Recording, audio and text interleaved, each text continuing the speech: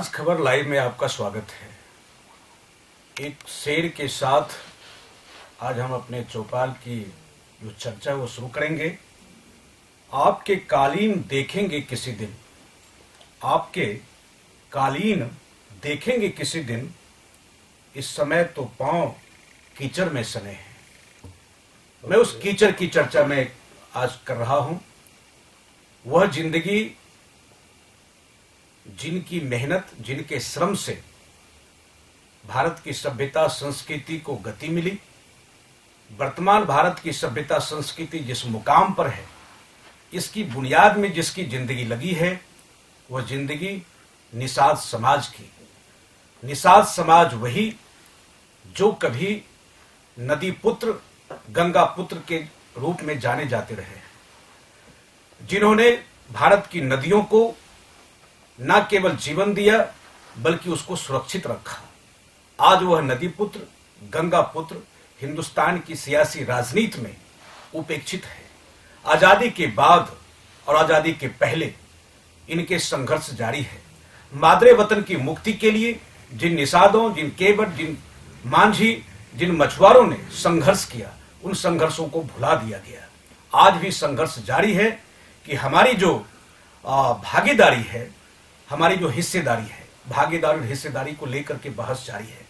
आज इस बहस में तिलकधारी निषाद जी हमारे बीच उपस्थित हैं। तिलकधारी निषाद कांग्रेस के नेता हैं। कांग्रेस के नेता से ज्यादा समाज के नेता हैं और उत्तर प्रदेश मछुआरा संघ के आप प्रदेश उपाध्यक्ष हैं और अभी राजनीति में जौनपुर जिला का आप काम देख रहे हैं। निषाद जी आज हमारे बीच में हैं और इस बहस में हमारे वरिष्ठ पत्रकार अखिलेश अकील हैं और ब्रिजेंद्र मुदगल जी हैं। निषाद जी, मैं सीधे सवाल में कर रहा हूं कि चुनाव का समय है, राजनीति की तमाम बिसातें बीत चुकी है, तमाम मोहरे सजाए जा चुके हैं। आपके समाज और आपकी स्थिति इस चुनाव में क्या है?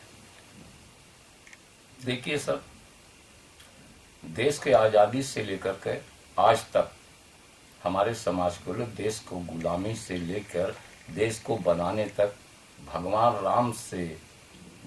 राम को पार उतारने से मेरा समाज सक्षम है।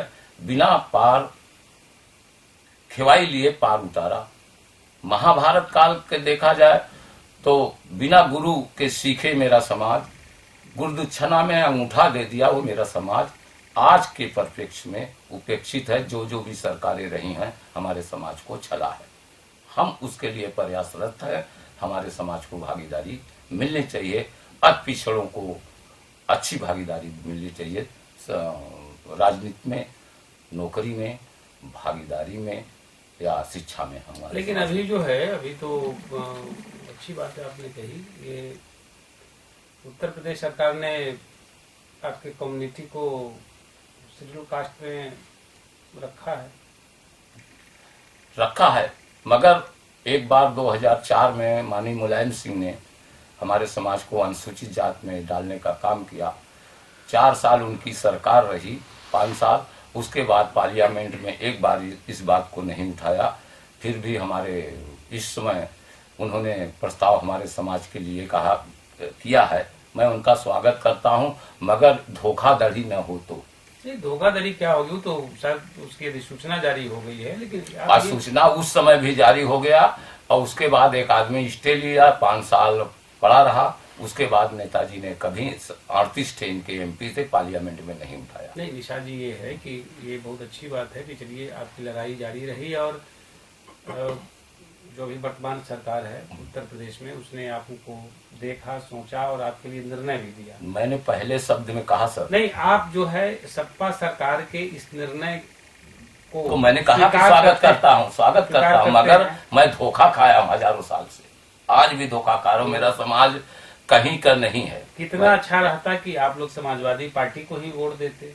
नहीं, मैंने समाजवादी सरकार को अगली बार उन्होंने कहा कि मेरी सरकार आएगी तो तुरंत इनको भागीदारी, मगर 4 साल बीतने के बाद उन्होंने ऐसा किया। अगर इसको पहले करते तो मैं मान लेता। मुदगल जी, एक तो तिलकधारी जी के जो आरोप हैं इस देश के तमाम दलों ने वंचितों दलितों को केवल पावदान बना के रखा, इनको वोटर लिस्ट बना के रखा, इनका इस्तेमाल करके सत्ता में जाते रहे। जो आरोप लगा रहे हैं, आप एक जर्नलिस्ट के नाते किस रूप में देखते हैं? इनके इन सवालों से आप इत्तेफाक रखते हैं या सहमत है असहमत है? देखिए बाबा, खाली इन्हीं के समाज के साथ ये नहीं हुआ है, ये हर एक समाज के साथ हुआ है। और जहाँ रिजर्वेशन की आपने बात उठाई है, तो बात ये है कि रिजर्वेशन का जो फायदा है, अभी तक जो आंकड़े सामने आते हैं कि रिजर्वेशन का फायदा एक समाज के ही पर्टिकुलर वर्ग को मिलता है।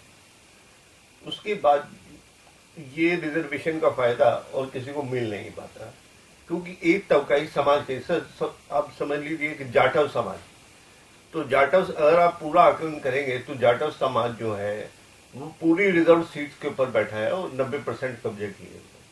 होता क्या है कि एक समाज में जब एक आदमी एक बड़ा ऑफिसर बन जाता है तो उसके पास साधन हो जाते हैं, उसका बेटा एक अच्छे स्कूल में पढ़ेगा, रिजर्वेशन के बाद उसका बेटा एक अच्छे कॉलेज में जाएगा, और जो कंपटीशन होगा तो उसका अपने ही समाज के निचले तबके के बच्चों से होगा, तो वो कंपटीशन में तो आगे निकल जाएगा।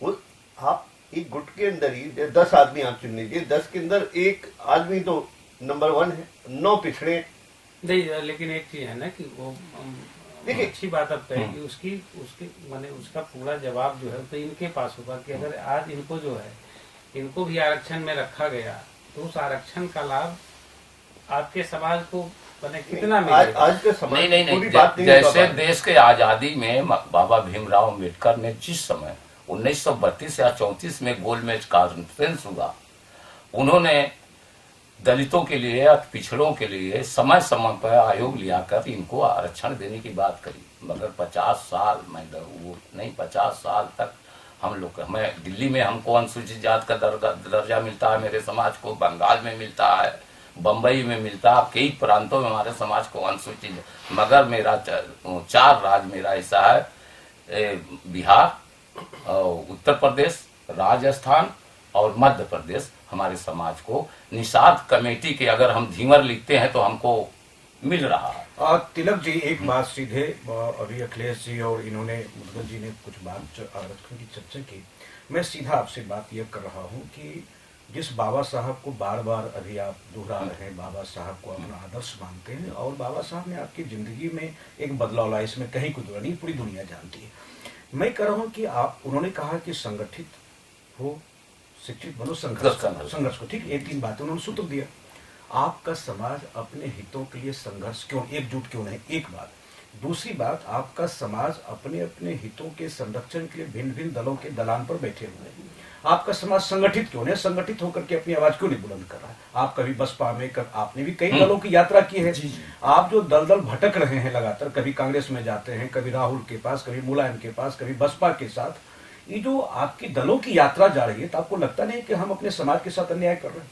जी सर। क्यों दलों की यात्रा कर रहे हैं सर? देखिए, हमारे दल बदलू का आरोप हमारे कैप्टन जनरल निषाद है, उन्होंने कहा है कि दल बदलने से नहीं, मैं दल बदल के हर बार जीत के आता हूं, 102 वर्ष के हो गए। दल बदलने तक हमारी राष्ट्रीय पार्टियां दल 24 दल मिला करके 12-14 दल मिलाकर सरकार चला रहे हैं। हमारे को छोटे बिरादरी का इसलिए आरोप लग रहा, मैंने पुरजोर 20 साल बसपा में काम किया, करोड़ों रुपया खर्चा करके, मगर बसपा न हमारी हुई। मैं 10 साल सपा में नहीं, सपा हमारी नहीं, हमारे समाज को अनदेखी की। यहाँ तक जिस पार्टी में मैं 50 साल हमारे समाज के लोग ढोए, इलाहाबाद से लेके यहाँ तक मैं जानता हूँ, विश्वनाथ प्रसाद निषाद बाबू नेहरू जी को उनके बाबा बचाए थे अंग्रेजों से। मेरे समाज के बारे में कभी नहीं। हमारी कांग्रेस पार्टी उत्तर प्रदेश में 3 बिरादरी को, मुसलमान, पंडित और चमार के रही। 27 साल से वो बसपा में चमार चला गया, मुसलमान सपा में चला गया, और कांग्रेस पंडित इधर उधर चला। तीनों बिरादरी आज 27 साल से हम वहां लिखे हैं कि 27 साल से यूपी बेहाल है। क्यों न हम अति पिछड़े को, लेकिन एक मिनट, अति पिछड़ा 42% हम लोग का वोट है, जिसमें निषाद, बिंद, कश्यप, लोधी, साहनी, बाथम और भर, पाल, चौहान, मौर्य और लोहार, कुहार, प्रजापति। मैंने कई बार अपने पार्टी में कहा सर कि दो ही जात पर आप डोरा डालते हो। 42% वोट हमारे समाज का है, अगर 20% आपको मिल जाए, 10-12% मेरी सरकार बन जाती। मैं अपने नेताओं से सुझाव अखिलेश दिया। जी, आप एक बताएं कि अभी तिलकधारी जी कह रहे थे, क्या लगता है कि बहुजन समाज पार्टी बहुजन की बात करती है लेकिन सत्ता प्राप्त करने के लिए सर्जन की बात करने लग जाती नहीं, है? ये अभी ये जो है आप अपने ही सवाल में मैंने जवाब में फंस गए। आप ये बताइए कि आप खुद बोल रहे हैं कि 20 साल आपने मैं रहा बसपा की लड़ाई आशे में रहा राजनीति की, इसके बाद आप 10 साल सपा में भी रहे। मैं सोचा कि मेरे समाज का यहाँ भलाई होगी, क्योंकि मेरा समाज इतना पिछड़ गया है। नहीं, दो चीज है, ये आप सपा की राजनीति भी किए और सपा वालों ने ही आपको अभी आरक्षण दिया, एक पहली बात। दूसरी बात ये है कि सपा ने आरक्षण भी दिया और सपा के साथ आप जिस पार्टी की राजनीति कर रहे हैं उसके साथ उनका गठबंधन होने जा रहा है। अभी आपने एक बात कही कि 27 साल यूपी बिहार, लेकिन ये नारा तो अभी कांग्रेस ने बैक कर लिया ना। कहने मैं उसके पहले सवाल आप बताइए क्यों नहीं, तो मैं सुझाव अब हम बता रहे कांग्रेस के भी नेता हैं, हम बता रहे हैं कांग्रेस जो हुआ है। देखिए सर, मैं अपने नेता लाइन था इनका कि 27 साल से प्रदेश बेहाल, ये इनका लाइन है कांग्रेस का। तो उस लाइन को, वो जो टैग लाइन है, उसको तो आप लोग वापस कर लीजिए। हाँ, इसमें दूसरी बात यह है कि जब आपको ये था कि गठबंधन करके ही आप चुनाव लड़ेंगे, तो आपने सीएम का कैंडिडेट क्यों डिक्लेयर किया?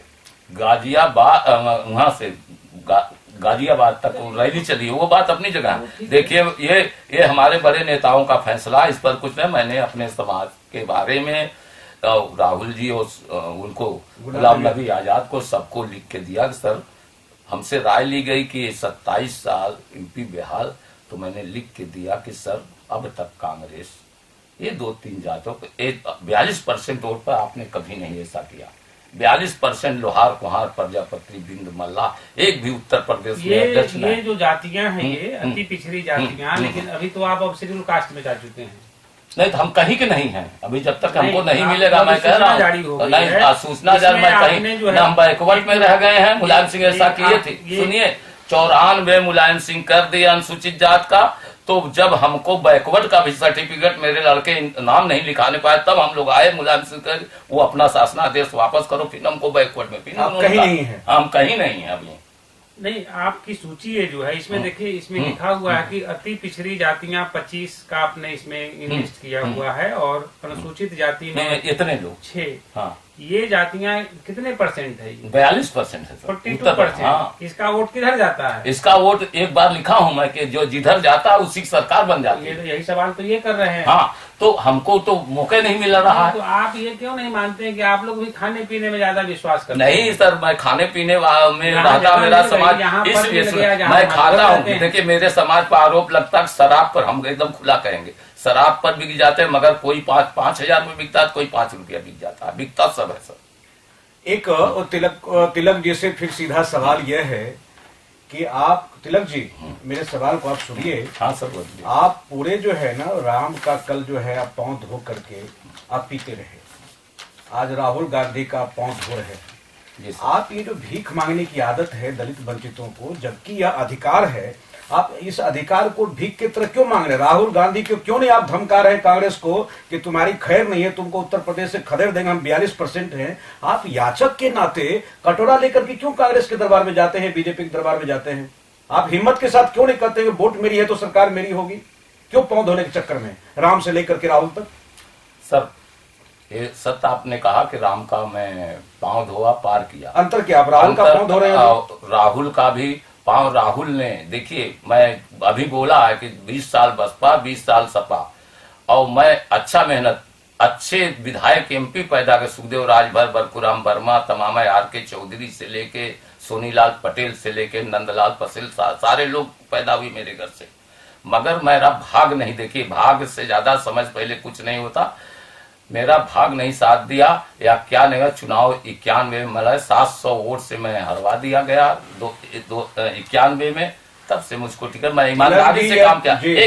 मैं ईमानदारी से किसी पार्टी में रहा, एक वोट कांग्रेस बसपा में रहा, बसपा को दिया, और सपा में रहा, सपा। जब राहुल के यहाँ आ गया, मान लीजिए आप कह रहे हैं वोट दोनों, मेरी आदत सेवा ले, मैं तो क्यों सेवा कर रहे हैं? मैं सेवा नहीं कर रहा, मैं धमका भी राय दे सकता हूँ, धमका नहीं सकता, क्यों? मैं आचक हूँ। अच्छा, क्यों याचक है? आचक इसलिए हूँ। अच्छा चलिए, वो सब ठीक है, मतलब याचक नहीं होना चाहिए, राजनीति है। एक चीज बताइए कि अभी जो माने जो चुनाव अब तो शुरू है, आप लोग गठबंधन में भी आ गए, सुनते हैं कि 80-90 को सीट आप लोगों को मिलना है।